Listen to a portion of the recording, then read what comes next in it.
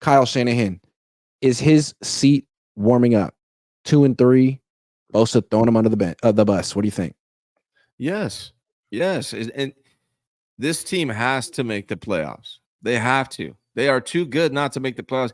If you don't make the playoffs with this team, you utterly failed as a coach, and it's year 8. Absolutely, his seat will warm up if he doesn't do that. That's the standard for me. You have to at least make the playoffs. No excuses. I don't care if CMC's hurt. I don't care about the holdouts. I don't care about nothing. You have a really talented team. When you have a talented team that's underperforming, that's always on coaching. And yes, 100% his seat is warming up. I think it is too. And I think you could say, like, for years I've been saying, man, this guy's holding them back. He can't finish games. They're underperforming. But all that really mattered was if his players believed in him. And it seemed like they really played hard for him through the NFC Championship game last year. Well, I guess we started to see little cracks of effort on the defense, but now it feels like they have as much. I mean, I can't prove it, but it seems like some of the players question Kyle as much as I do. I wonder if Nick Bosa is watching right now being like, yeah, I agree with Ryan and Grant. They really make some good points. He might be. Probably I is. like to believe he does. Sit there. Shout out to Nick. What's up, Nick? What's up, Nick?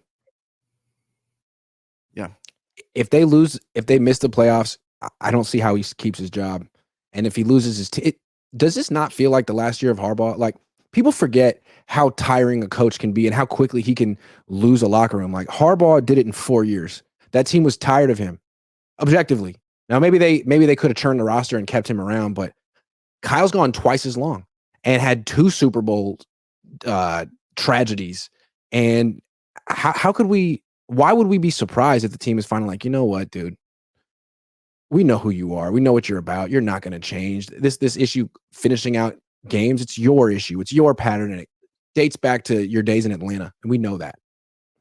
It's becoming obvious. So Kyle has a choice here. You get the team back on board and to believe in you, and you get back to your identity, and you start winning games, and you get to the playoffs, and you make a run. That's your choice. The other option is they move on. I don't see them keeping Kyle Shanahan around after losing or not making the playoffs. I don't see it. Even Jed York, as much as he seems to be in love with Kyle, has to come to that realization. I think things are changing. All this money you're handing out, and then you're not winning, that doesn't add up. I mean, you could fire or trade Kyle Shanahan after this season and hire the offensive coordinator from Detroit, Ben Johnson. And then for a defensive coordinator, who knows? Maybe Robert Saleh will be available. Maybe you could bring him back. He seems like he still can coach a defense.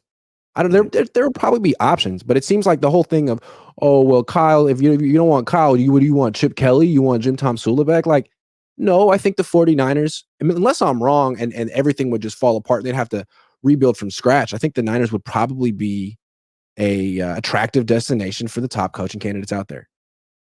Man, go get Flores. Make him the head coach. You got somebody. Ben Johnson would be great. But here's the thing. Like, what about Brock? This team doesn't make the playoffs. What do they do with Brock Purdy? Do they pay him $60 million when they didn't even make the playoffs? They can't do that. They shouldn't do that. No, what I would do is offer him like $30 million a year. And then when he inevitably says no, say like, okay, well, you can play out your contract then. We'll see how you do next year. And then they can let him go or they can franchise tag him. But there's no way I would give him a 4-year extension now. He's looking way too Jimmy Garoppolo-esque. I mean, again, like if you have to put the offense on his shoulders, it seems like he makes too many mistakes, which is what we see in training camp. I think Kyle needs to come to Jesus moment here and just really look at himself, humble himself, and talk to his team and get everybody bought back in and start winning some games by playing within your identity, because this is not good.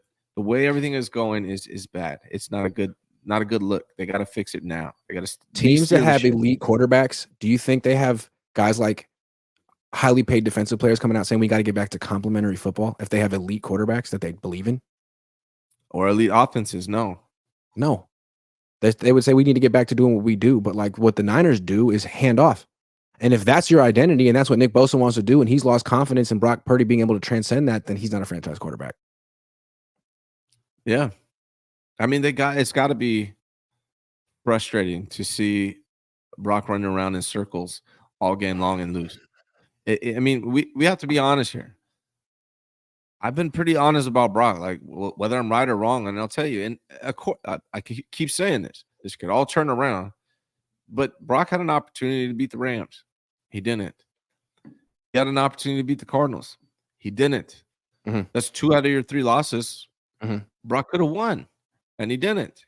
And we're not even asking him to like bring the team from behind. It's like hold on to a 10-point lead. Forget the fact that you have one fourth quarter comeback in the regular season and 26 starts in your career. Just one. Like Jimmy had 6 in that time span. Forget that. You had a couple in the playoffs. Great. Just hold on to a lead, man. Can't do it.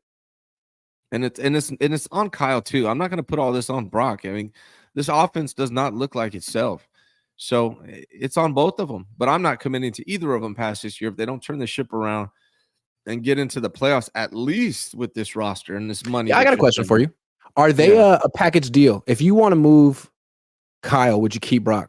Or are they joined at the hip?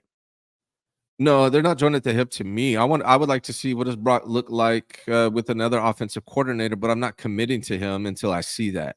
So if I move on from Kyle, I move on, but I need another year. Let me see what Brock looks like in a different offense without Kyle before I pay him $60 million a year for multiple years. I like that.